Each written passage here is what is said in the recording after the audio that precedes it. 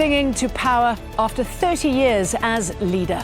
A veteran president eyes another term in office as Uganda goes to the polls. But what would another term for Yoweri Museveni mean for the country's stability? And what signal will this election send to other African countries building their democracies?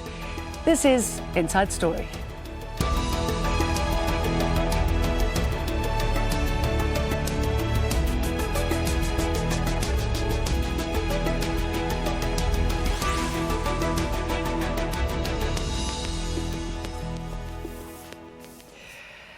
Hello again. Welcome to the programme. I'm Jane Dutton. It is a narrative often repeated by leaders many feel have outstayed their welcome. Stick with me if you want continued peace and stability.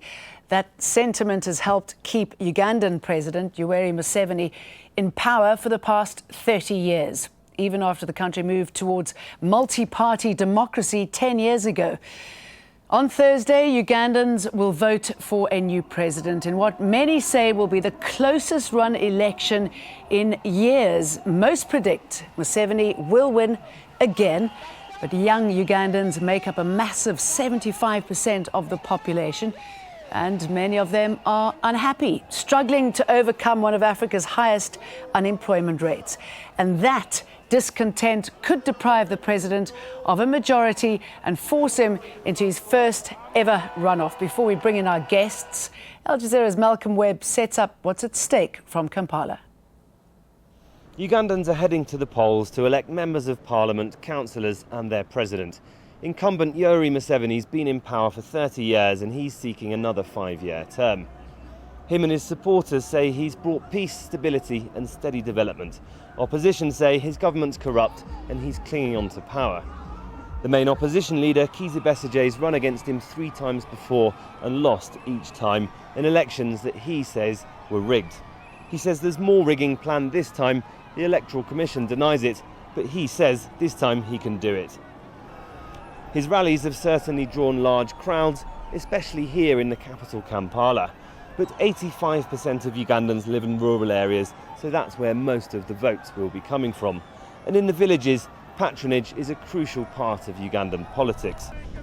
Many people say that all parties give out money and handouts, but the ruling party's campaign budget is vastly greater than the other parties. They say that's from private donations, opposition say it's misdirected public funds. And the other key presidential candidate that Ugandans will be watching is Amama Mbabazi, a long-time Museveni loyalist and former Prime Minister who recently defected. Opinion polls put him in 3rd place, Besigye 2nd and Museveni 1st, although opposition say the opinion polls aren't credible or accurate. So Ugandans are waiting to find out who will be declared the winner and if the main parties will accept the result, and if not, if that will turn into unrest. Malcolm Webb, Inside Story, Kampala, Uganda.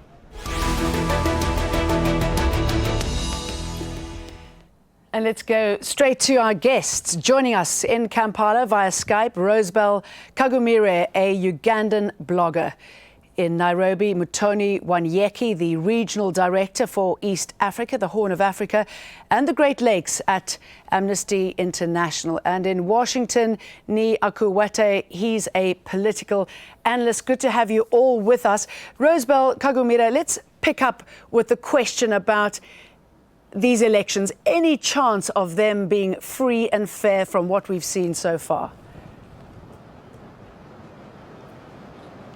I think that is the major question Ugandans have tonight, because we have not, on several occasions in the past elections, our electoral commission has been indicted in these in cases in the court that they did not hold free and fair elections. There have been irregularities, and we head into this vote with Ugandans in high doubt that the electoral commission will be any different. It has been highly partisan, more visible than ever before in this campaign. How has it affected you as a blogger, considering the restrictions placed on the media, the hounding of journalists, the arrest? Has it affected you in any way?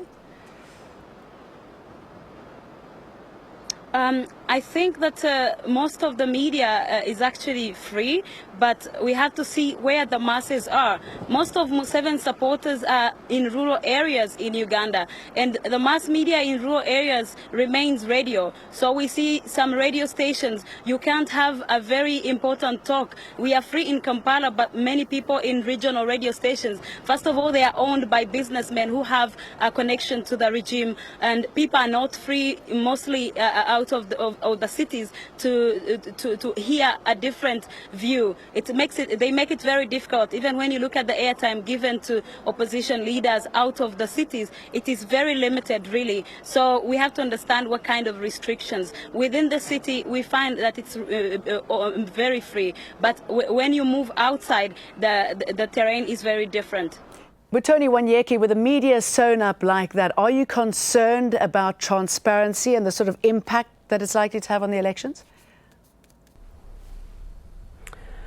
Well, I think Amnesty has tried to follow basic freedom of association during the elections, linked in particular to policing of rallies. And obviously, we've raised concerns about the police, but also this group called the crime preventers being used really in a fairly partisan way in favor of the NRM. So I think going into polling day, we're very clear that already the ground is uneven. Tell us more about those crime preventers that you're talking about who are being armed, I believe. I mean, what sort of role are we expecting of them? Well, we flagged in a joint release with Human Rights Watch and with 4 Ugandan organizations earlier this year concerns about what the police call a community policing service. But what we flagged was their use in 2 ways, both for extortion from ordinary citizens, but also being involved in assaults, arrests, citizens' arrests, linked to intimidation of opposition supporters or would-be opposition supporters. And in that sense, the concern that we flagged was that the service should be suspended until proper regulation for community policing is in place. Nii Akuetteh, how are these elections being viewed from the US? Are there concerns about what we've seen in the run-up to this and how it's going to play out? Absolutely. I think it's good to point out that President Museveni, from his very years in office, has been a staunch U.S. ally.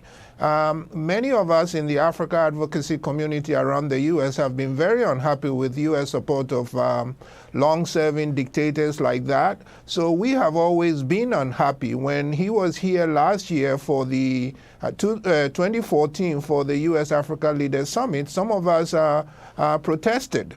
I say that to say even the U.S. State Department now, last week, the Assistant Secretary testified in front of the Senate. And I was just reading her testimony again, and she expressed concern about the closing democratic space and the intimidation of voters. So here in the U.S., I am saying that long-term critics of President Museveni, as well as even his allies in the U.S. government, are very concerned. We hope the elections will go well, but frankly, we have concerns. And tell me why you think the US is so fond of these dictators. What is it that the US gets from someone like Museveni? I think it's a great question. Number one, the U.S. has a very long habit of doing this. We must remember that they supported apartheid way before African countries started being independent. You know, Hissène Habré is being tried in Dakar. He was put in power by the Ronald Reagan administration. So the U.S. has a long habit. What do they get out of it? They think they get stability. They think that these leaders impose stability. But the president we have now, President Obama, actually went to Ghana and said that Africa doesn't need strong men, it needs strong institutions. Mr. Museveni is a strong man, so the U.S. Looks to the short term that it can back dictators, but I am saying some of the leaders, Mr. President Obama included, have pointed out that the best thing for the U.S. and for Africa is democratic development, that African countries must be democratic. The job that we have here, the activists we have here, is to make the U.S. government align its policies with these good pronouncements. And democracy is very hard, isn't it, when the leaders refuse to leave their post? I mean, President Museveni is one of a number of African leaders looking to extend their time in office. Just this week, a general strike shut down businesses in the capital of Democratic Republic of Congo. It was in protest at plans by Joseph Kabila to run for a third term. Over in Rwanda, Paul Kagame has indicated he too will run for a third term next year. Parliament has amended the constitution to allow him to do just that. The constitution was likewise changed in Congo-Brazzaville to permit Denis Sassou Nguesso to run for the presidency for a third time. And in Burundi, President Pierre Nkurunziza last year defied a constitutional limit to run for his third term, bringing the country to the brink of civil war. I mean, Rosebell, why does he want to stay in office? What is it about leaders, many of them in Africa, obviously we find them in other parts of the world too, that makes them want to cling to power? What do they think they can bring?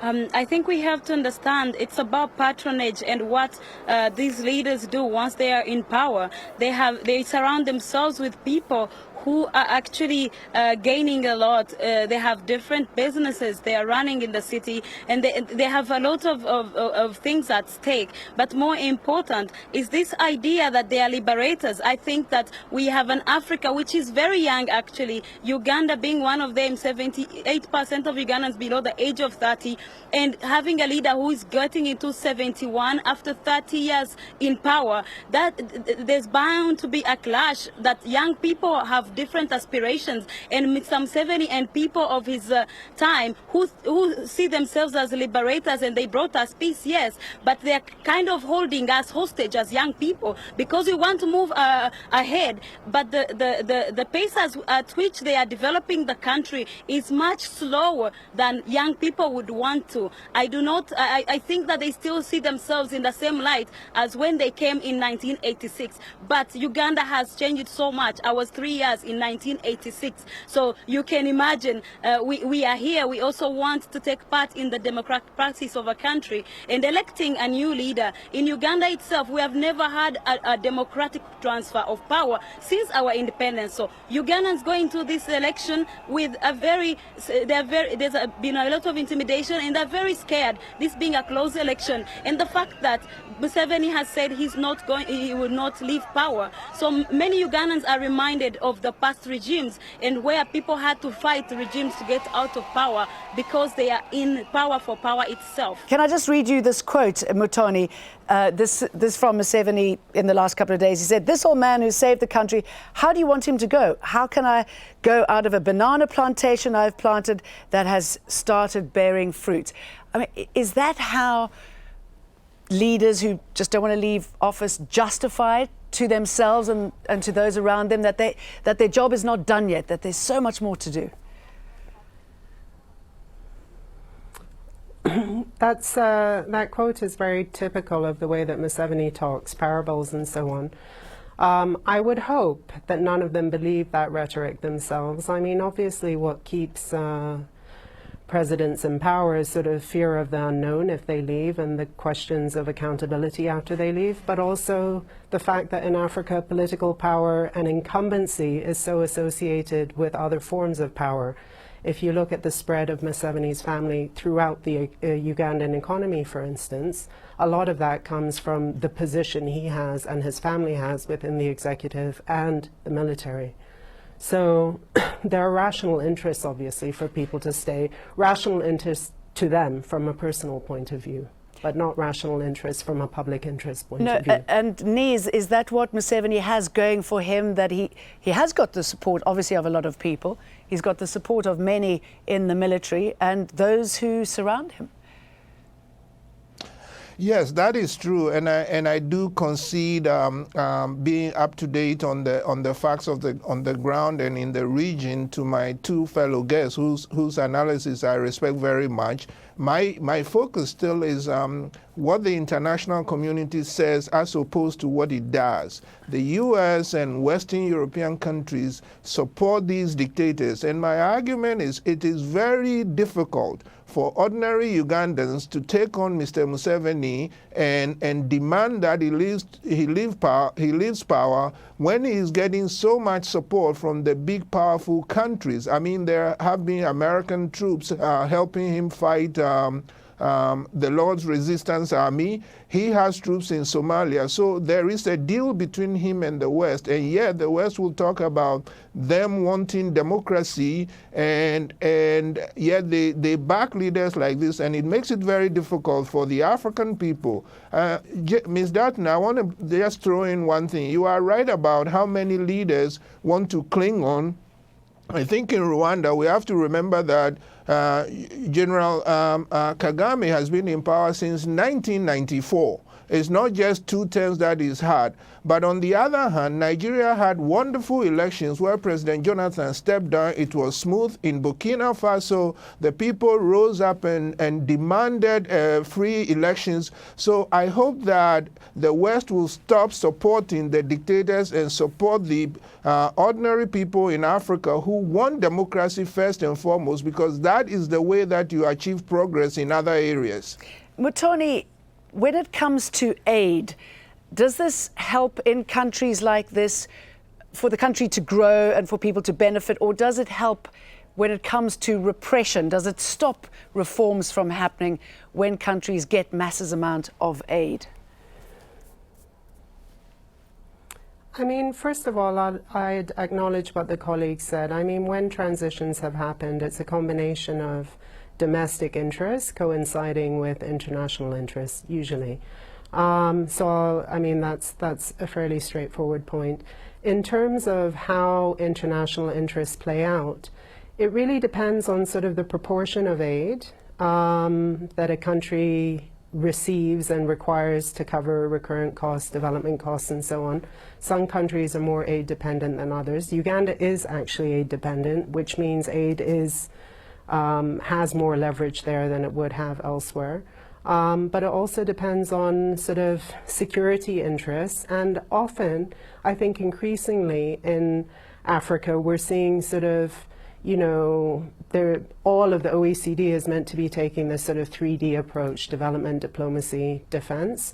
And often we're seeing the development side of things, as in Rwanda or Ethiopia, sort of proceeding quite well, and that being used to kind of stifle what defense or diplomacy would require.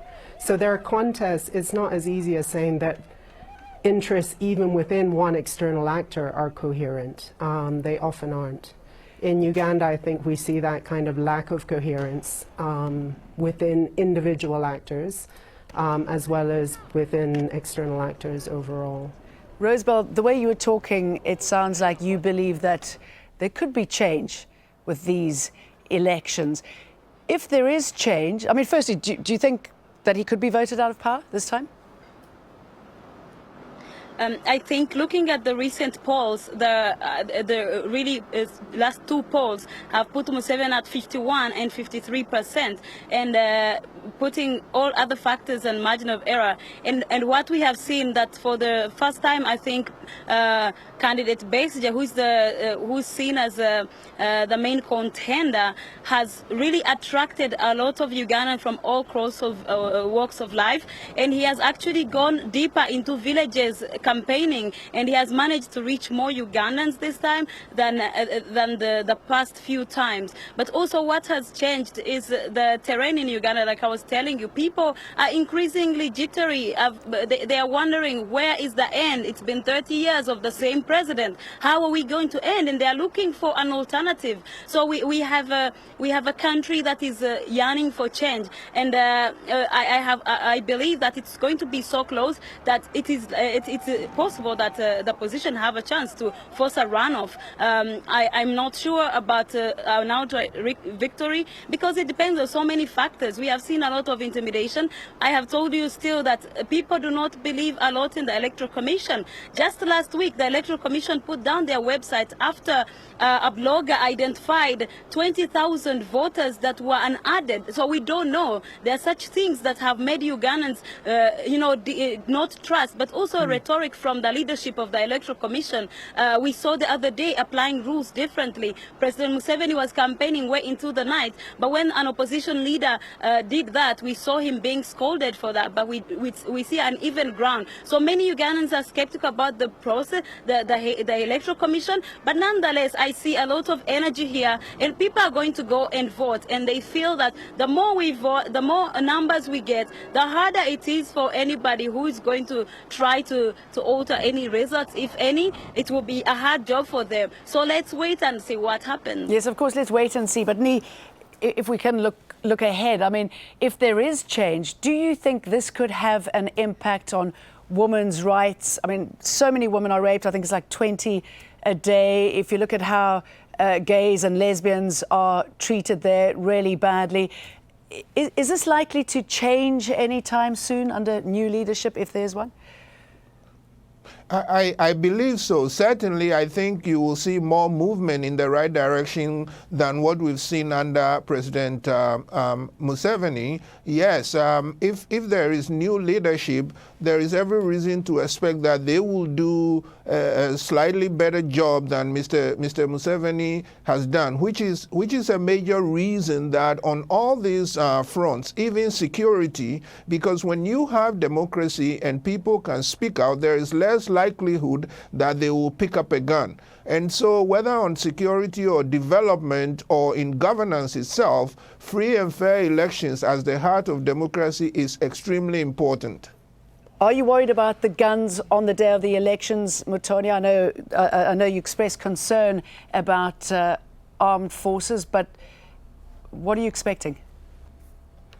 I mean, I think as colleagues have just said, it is going to be very close. Besigye, the opposition, has done far better than would have been expected given the unevenness of the playing field. But the problem we don't see is coming necessarily on polling day. It will come with sort of how tallying is handled and how the opposition, the public, perceive the electoral management body to have conducted its duties. I mean, obviously, the election management body is wholly appointed by the president and NRM, so again, there's already, some element of unfair playing field there. It depends. If I think it is close, and if the opposition feels they have been mishandled during polling, but especially during tallying, and if they continue with, what they're planning in terms of this defiance campaign, we can expect the state to respond extremely heavily, going by statements from Museveni himself, from Kayihura, the head of the police. So we are concerned about that. I think what we've said is we want to flag the alarm around the potential for post-election skirmishes without being alarmist. All right, Rosebell, if he were to stay, if he were to cling to power, what do you think is going to happen?